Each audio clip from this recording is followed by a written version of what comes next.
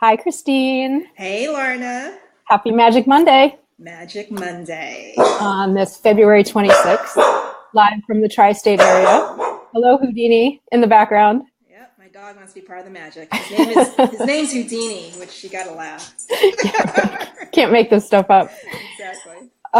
So today we're going to talk about, a lot of times people will come and talk to us and say that someone in their lives made them feel something, or that they did something to them, right? That they had an action in the world and they're taking it as if this person did it personally to them. Yeah, And we want to talk about this. It's a good one. It's a really juicy topic. We all do it, right? We ascribe, our hurt and our feelings because someone said something or someone did something, or maybe they didn't do something, right? Yes. Totally normal. But Lauren and I here want to, sort of set the record straight here. When you tap into your magic, you learn that nobody can make you feel anything. Yeah. And what a great thing that is, because it stops us being a victim of this. It stops us feeling like the world just happens to us, and we can recognize that we don't have to be in reactive mode all the time, and that we can try to step back, use the magic moment to see what the situation is really presenting us with, Right. and see the story that we're telling ourselves, and see how we can change the dance. Yeah. It's actually our beliefs about what's happening that cause us to feel the way we do and react the way we do. So I'll give you a perfect example. So a number of my clients, we've all got the kids going through the college application process. We've, doing the college visits and everything.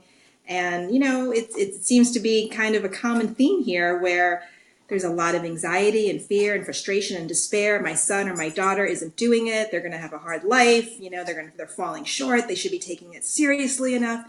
And when I hear all this, Lorna, it's as if mom is the one going through it. Right. Right? She's the one that's all wrapped up. And more oftentimes than not, it's the kid who's, apparently oblivious to apparently what he or she is supposed to be incredibly freaked out about right now. Right? And that is really what is triggering all this sort of upset in my clients. Right. And then the client comes to you and they're anxious and they're upset and they're worried and they don't understand why they've gained 5 pounds, and they're, they're using all of their self-soothing coping methods Right. for something that is actually a little bit out of their control. Right. And that's really where we start. We said, okay, so let's step back here. What exactly do you have control over in this situation? And there's a big sort of realization when you do this, okay? So yes, we're parents. Yes, they're relying on us. We can be resources. We can be, coaches and guides. But at the end of the day, all we have 100% control over is how we respond and who we get to be in that situation. Right, right. How we react. And one of the reasons that we react the way that we do, right? The reason we get so upset and worried and anxious is because there's an underlying story that we're telling ourselves as to why this is happening. And that varies, right, Christine? I mean, it can be, I'm not a good enough parent, I'm not doing well enough, I'm not worthy, right? All of these big things that underlie a lot of our emotional reactions. Right. That, exactly. As you and I know, and hopefully our A&Mers are learning by watching this each week, they're not true. It's not true. Right? You are worthy. You're worthy for breathing. Exactly. So last week we talked about using our emotions and our feelings as guideposts, sort of signposts and messages, the things that we need to pay attention to. So what I would suggest is that if you find yourself, sort of triggered and going down the rabbit hole with a story about, what's happening, or maybe making something more dire than it really is. We call it catastrophizing and awfulizing, right? When you're not in the moment, we're in the future, or we're regretting the past, but, everything is swirling, right? So the whole idea here, again, is to step back.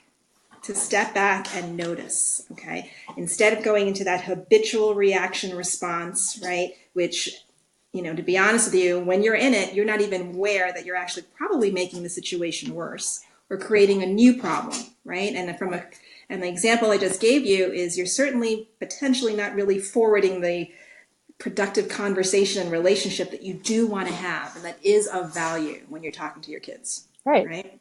Yeah. And a lot of times we're making a storm where there is none. Right. because we're interpreting something as being about us when it really isn't. It's about what the other person is going through. And if we can just be okay with that and observe that and give them what they need, not reacting from the place of taking it personally, it becomes a completely different interaction. You get more options on the menu on how to respond. Finding your magic is about stepping out of that reactionary knee-jerk reaction, right? And recognizing that when you pause, when you sort of take a breath, find that magic moment, as we like to say, right? All of a sudden, you have a calmer, broader perspective. And you get to decide, okay, so, how do I change the dance here, right? What is really important to me? Who do I need to be? Who do I want to be in this situation? And the magic is seeing how differently it all turns out when you start coming from that place. Yeah. And we get out of those patterns and, always getting stuck in those same arguments and same fights. And it leads nowhere, right? We end up feeling guilty if we've screamed too many times. We feel like a broken record, right? It's a wonderful thing. It just changes the dance. Yep. So give it a try. Let us know how it goes. It might not always be perfect the first time, but nobody's making you feel anything. Right. It's all coming from within you. And going forward with that knowledge can change everything. It's a game changer. And practice, it gets better and better. Exactly. Yeah. All right, guys. Happy Magic Monday. We'll see you next week. Bye. Bye.